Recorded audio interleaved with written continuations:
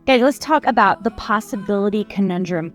I hear this all the time from people who come into Design Suite during the first month. And that's like, they say to me, I had no idea all of this was possible. And I'm like, yeah, it's crazy what you don't know because you simply haven't seen it. So I want to talk about, and I've got my phone here because you guys, like, seriously, I'm afraid I'm going to mess up the details of this, but this is a story I tell very often because I think it very much shows how most of the time we don't realize what's possible just because we haven't seen it done, right? So this is, I love running. I'm a runner. I try to run a couple of half marathons every year. And it's not because I'm a good runner. It's just because I think it's a good challenge for me to keep up as long as I can possibly do it. But in May of 1954, Roger Bannister broke the 4-minute mile. And this is one of those things that had been like a very long time. No one had broken the 4-minute mile, where he actually ran in a mile and he beat it by 4 minutes. And I think he did it by, it was like barely a second, if that. So it was just like 3 minutes and 59 seconds.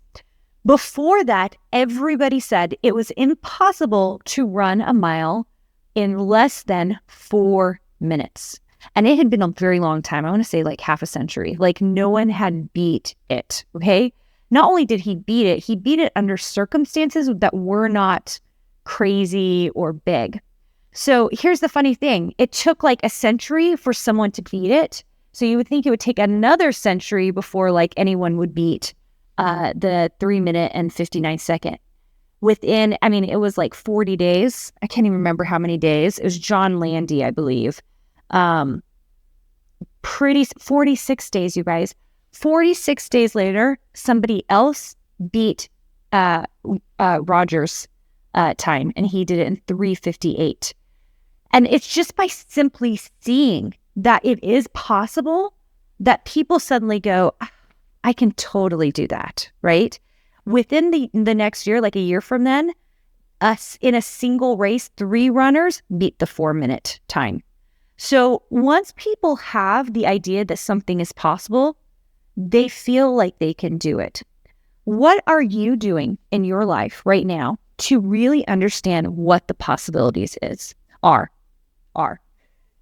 What I find is that most people don't put themselves in the way of knowledge, of education, of people that are doing crazy and cool things. And because they don't build those networks of people that they're hanging out with, instead they're kind of comfortable in their own space, what happens is they have no idea what possibilities there really are. Really and truly. They have no idea what's possible. We have in our handbook, we have like all of these different roadmaps you can go on, and it's just like, you can go on this roadmap and this roadmap and this roadmap, and we have like the fun roadmap. And people will look at it and be like, I had no idea that you could do all these different things. And I was like, you know what the crazy thing is? What I have in our handbook, it's the bare minimum. It's not even like all the other things that I've experienced and seen people make lots of money doing. And, I really felt, I've got 2 teenage daughters and then a son who's still in elementary school.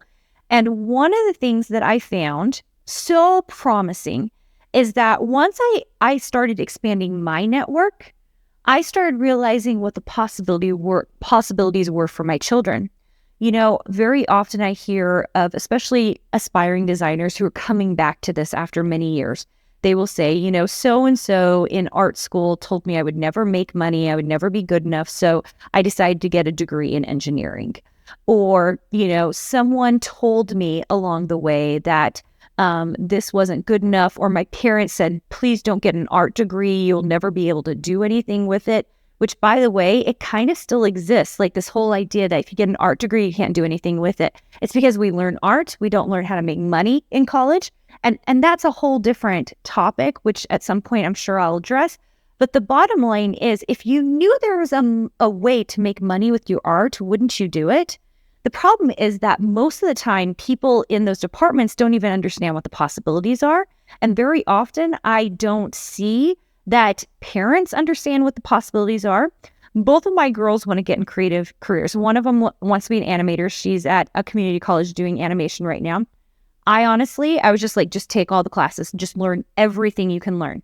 Am I worried about her making money? Not even a tiny bit, because I know what the possibilities are for an animator, and they're not what everybody thinks they have to be. Everybody thinks an animator needs to go work for Disney, or they need to go work for DreamWorks or whatever. There are so many more jobs than that, you guys. And there are different things that people don't realize or understand. And because they don't understand it, they don't even know that the possibility exists. I like living in a world where the possibility is everything. It's everything. And all it is by knowing one or two people who are doing it and understanding what they were going to do. So this happened with my middle daughter. She wants to be a creative writer. She wants to write novels, which how many of you have a kid who wants to write and you go get another degree, not just an English degree, so that you have a skill set, right? So we're kind of the opposite. We're just like, go do all the writing, go do everything you can. Because guess what? In every creative field, this is the craziest thing, you guys. Every creative field works just like design. It is simply knowing how to do the skill well enough and then knowing how to sell it. Those two things. That's it. So there's no good reason you can't do something in a creative field and figure out the sales that go with it. And very often it's just seeing someone else do it. So in one of my masterminds, I met someone who was a creative writer. She was an author, and she showed me her system. And I was like, wait, that's it? It's literally the kind of the same system we use in design. And she was like, yeah, it's totally the same system. She makes $500,000 a year. And I was like, okay, I'm going to take this system that I use even in design, and we're going to show my daughters how to do it so that they can build their careers. Guys, the possibilities are endless, and the only gap you have is usually knowledge. That's it. Which, guess what? In this day and age, you can pay for. It's kind of insane. How did I get mine? I paid for it. I was in a mastermind that cost me a lot of money, and it allowed me to meet people so I could find out how everybody else was doing their businesses and how they were doing it. It opened my mind. I was blown away by what people were doing. And by being blown away by that, I was able to internalize and figure out, how do I expand my own design business? How do I teach my daughters to build their businesses? Or if they don't want to have businesses, how do I get them jobs that are related to their areas of study that will make them money? That's a little bit off the beaten track. We live in the most amazing time.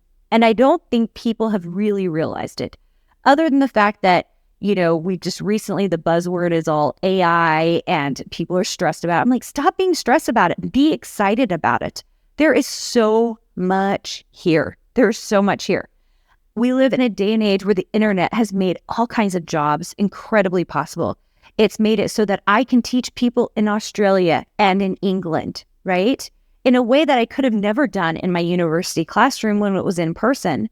So the power of what we can do now and the power of how many jobs there are in the creative field, if you're willing to make it, figure it out, and do some of the things you've heard me say on this podcast: consistency, networking, get an education. There are things you should be doing to get yourself there. You just have to put in the effort and decide you want it bad enough. And most people I find don't really want it bad enough. They want to be comfortable with the idea of it and the dream of it. What I hear in my program, I have designers tell me consistently, I am living my dream life.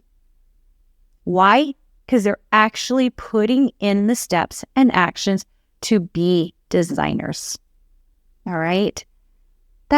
That's all you have to do. All right?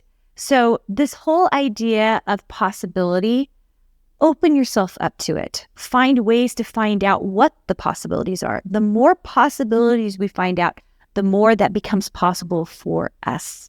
It's amazing. It's an amazing thing. I've experienced it firsthand in my life, especially as I've met people who've done things that I never expected was possible, and how I have figured out how to model them.